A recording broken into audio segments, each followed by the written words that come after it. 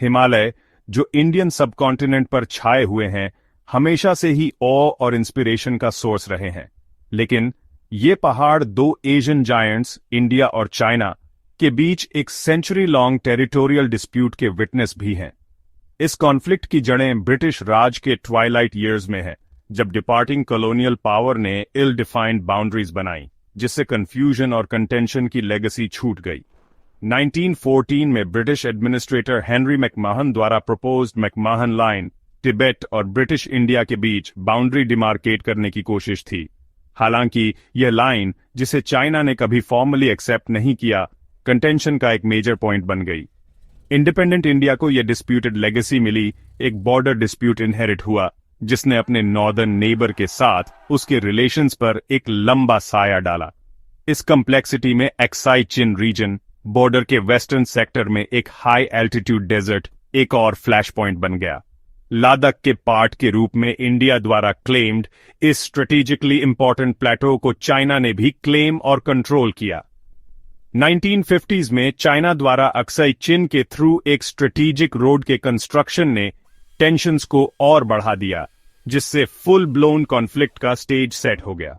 1960s की शुरुआत तक बॉर्डर डिस्प्यूट एक डेंजरस मिलिट्री स्टैंड ऑफ में एस्केलेट हो गया था। नेशनल प्राइड और स्ट्रेटेजिक कंसिडरेशन से प्रेरित होकर इंडिया और चाइना दोनों ने डिस्प्यूटेड बॉर्डर पर अपनी पोजीशंस रीइंफोर्स की। दुनिया ने बेटेड ब्रेथ से देखा, क्योंकि धरती पर टू मोस्ट पॉपुलस नेशंस युद्ध के कगार पर पहुंच गए थे। अक्टूबर 1962 में इंडिया चाइना बॉर्डर पर सिमरिंग टेंशन्स एक फुल ब्लोन वॉर में बदल गईं। हिमालयाज की हाई एल्टीट्यूड्स में लड़ा गया यह कन्फ्लिक्ट एक बिटर और कॉस्टली अफेयर था। चाइनीज फोर्सेस, जो बेटर इक्विप्ड और हार्श टेरेन के एक्लाइमेटाइज थे, ने इंडियन टेरिटोरी में सिग्निफिकेंट एडवांसेस किए। 1962 का युद्ध 1 महीने तक चला, जिससे दोनों साइड्स में डिस्ट्रक्शन और थाउजेंड्स ऑफ कैजुअल्टीज का ट्रेल छूट गया। कॉन्फ्लिक्ट का अंत चाइना द्वारा डिक्लेयर्ड यूनिलैटरल सीजफायर के साथ हुआ, जब उसने अपने स्ट्रेटेजिक ऑब्जेक्टिव्स सिक्योर कर लिए थे। इंडिया, कॉट ऑफ गार्ड और आउटमैन्यूवर्ड, को ह्यूमिलिएटिंग डिफीट का सामना करना पड़ा।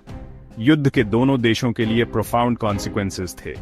इंडिया के लिए हार एक नेशनल ट्रॉमा थी, जिसने उसकी मिलिट्री वीकनेसेस को एक्सपोज किया और उसकी डिफेंस कैपेबिलिटीज के रीअसेसमेंट के लिए फोर्स किया। युद्ध ने इंडिया की फॉरेन पॉलिसी पर भी एक लंबा साया डाला। कोल्ड वॉर के दौरान उसे सोवियत यूनियन के करीब धकेल दिया। दूसरी ओर चाइना कॉन्फ्लिक्ट से एनहेंस्ड प्रेस्टीज और टेरिटोरियल गेन्स के साथ उभरा। युद्ध ने अक्साई चिन पर चाइना के कंट्रोल को सॉलिडिफाई किया और दुनिया को उसकी ग्रोइंग मिलिट्री माइट डेमोन्स्ट्रेट की। हालांकि युद्ध ने इंडिया के साथ चाइना के रिलेशंस को भी स्ट्रेन किया, मिसट्रस्ट के सीड्स बोए, जो आने वाले दशकों तक लिंगर करेंगे। 1962 के युद्ध के बाद इंडिया चाइना बॉर्डर पर एक नया और अनईजी स्टेटस क्वो इमर्ज हुआ।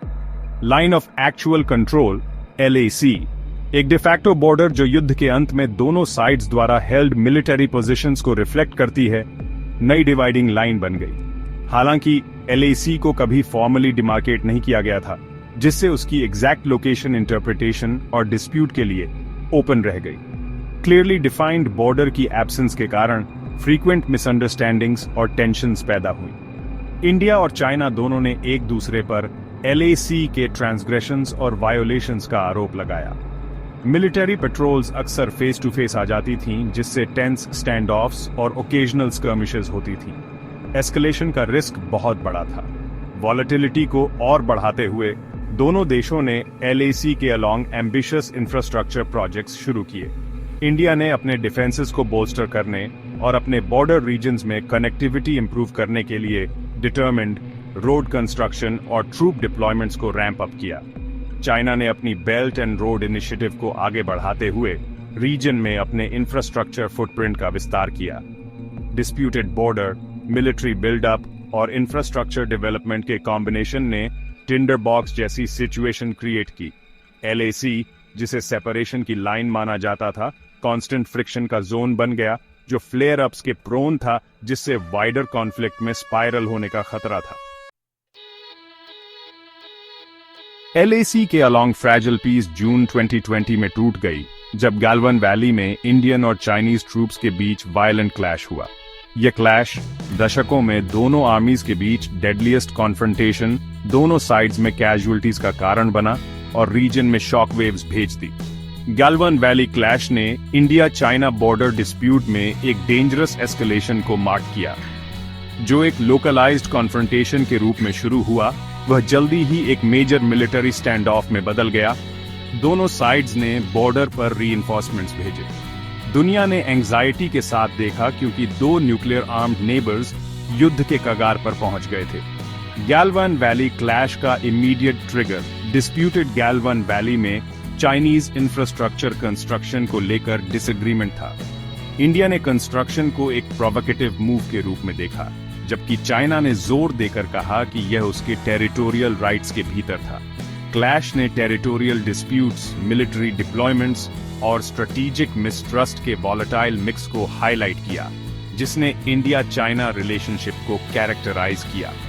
गैल्वन वैली क्लैश के फार रीचिंग कॉन्सिक्वेंसेस थे।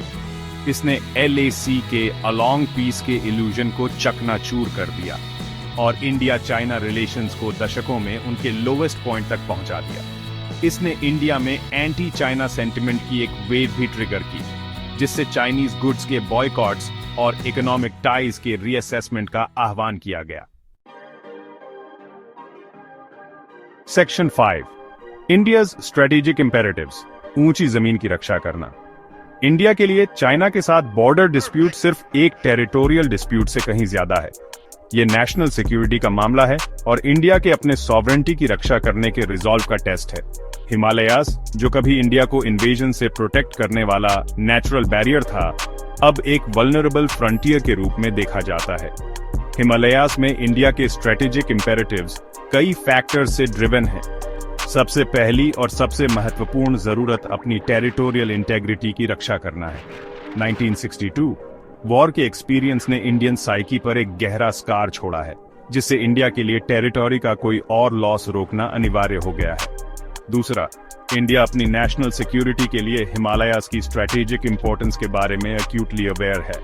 हिमालयास वाइटल वाटर रिसोर्सेज का घर है जो साउथ एशिया में लाखों लोगों को सस्टेन करते हैं।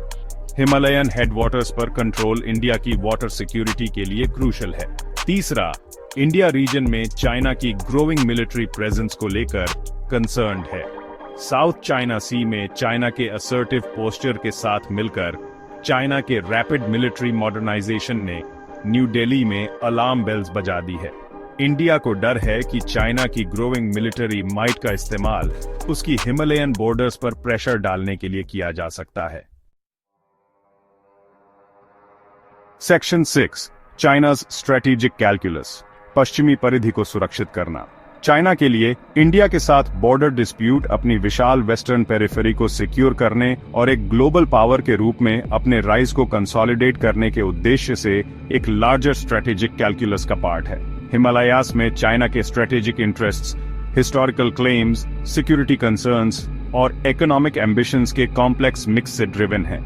एक्साई चिन पर चाइना का हिस्टोरिकल क्लेम उसके इस दावे से उपजा है कि यह रीजन एंशिएंट तिब्बत का पार्ट था, जिसे चाइना अपने टेरिटरी का इंटीग्रल पार्ट मानता है।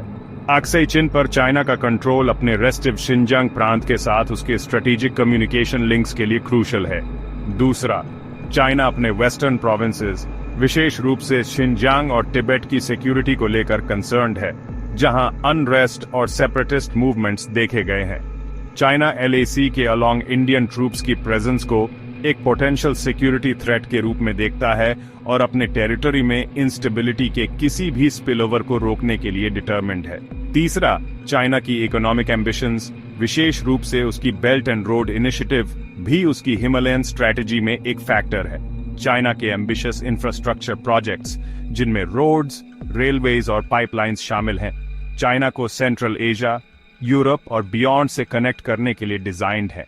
इन प्रोजेक्ट्स की सक्सेस चाइना की वेस्टर्न पेरिफेरी के अलोंग स्टेबिलिटी और सिक्योरिटी पर डिपेंड करती है। सेक्शन 7, ग्लोबल रिपल्स, दुनिया देखती है और चिंता करती है। इंडिया चाइना बॉर्डर डिस्प्यूट सिर्फ एक बिलैटरल इश्यू नहीं है। इसके रीजनल और ग्लोबल सिक्योरिटी के लिए प्रोफाउंड इम्प्लीकेशंस हैं।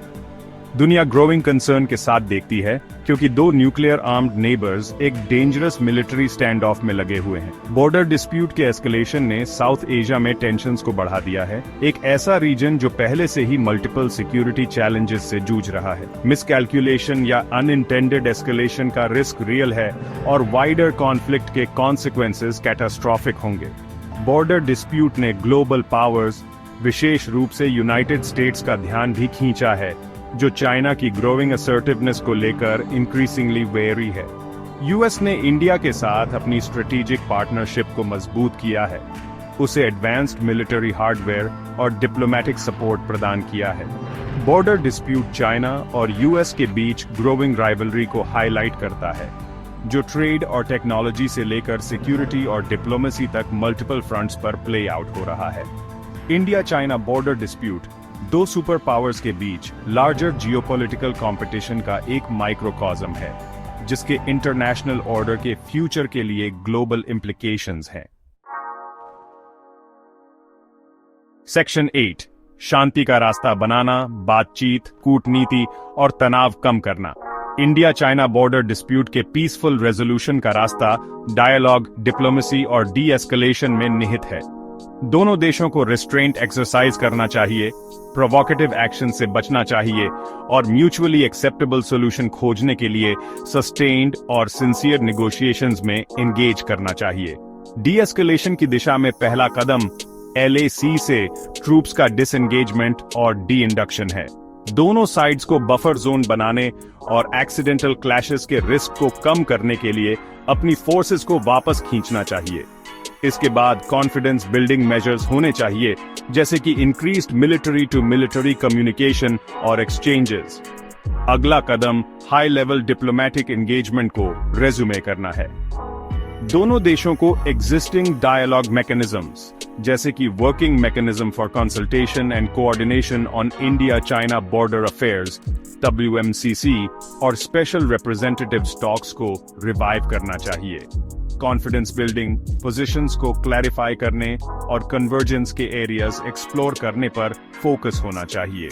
बॉर्डर डिस्प्यूट के लॉन्ग टर्म सॉल्यूशन के लिए आउटसाइड द बॉक्स सोचने और इनोवेटिव सॉल्यूशंस एक्सप्लोर करने की विलिंगनेस की आवश्यकता है। दोनों साइड्स को क्रिएटिव सॉल्यूशंस के लिए ओपन होना चाहिए, जैसे कि बॉर्डर रीजन्स में जॉइंट डेवलपमेंट प्रोजेक्ट्स, जो कोऑपरेशन को बढ़ावा दे सकते हैं और ट्रस्ट बिल्ड कर सकते हैं। थर्ड पार्टी मीडिएटर्स या फैसिलिटेटर्स की इन्वॉल्वमेंट को भी एक्सप्लोर किया जा सकता है। सेक्शन 9 एशिया का भविष्य, एक अधिक स्थिर और समृद्ध महाद्वीप की ओर। India China border dispute Asia में पीस की फ्रेजिलिटी का रिमाइंडर है।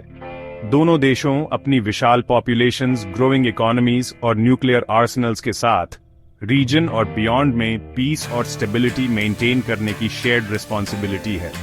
एशिया का भविष्य इंडिया और चाइना की अपने डिफरेंसेस को पीसफुली मैनेज करने और शेयर्ड चैलेंजेस पर कोऑपरेट करने के तरीके खोजने की एबिलिटी पर डिपेंड करता है।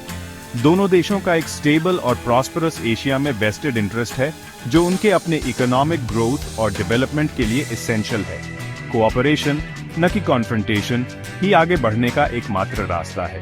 इंडिया और चाइना को ट्रेड और इन्वेस्टमेंट टाइज एक्सपैंड करने के लिए अपनी इकोनॉमिक कॉम्प्लीमेंटैरिटीज का लाभ उठाना चाहिए। उन्हें क्लाइमेट चेंज, पॉवर्टी और टेररिज्म जैसी कॉमन चैलेंजेस का समाधान करने के लिए मिलकर काम करना चाहिए। दुनिया देख रही है। इंडिया चाइना रिलेशनशिप एशिया और दुनिया के फ्यूचर को शेप देगा। चॉइस क्लियर है, कोऑपरेशन या कॉन्फ्लिक्ट, पीस या पेरिल। स्टेक्स किसी भी चीज के लिए बहुत ज्यादा हैं, जो पीस, डायलॉग और एक शेयर्ड फ्यूचर के लिए शेयर्ड कमिटमेंट से कम है।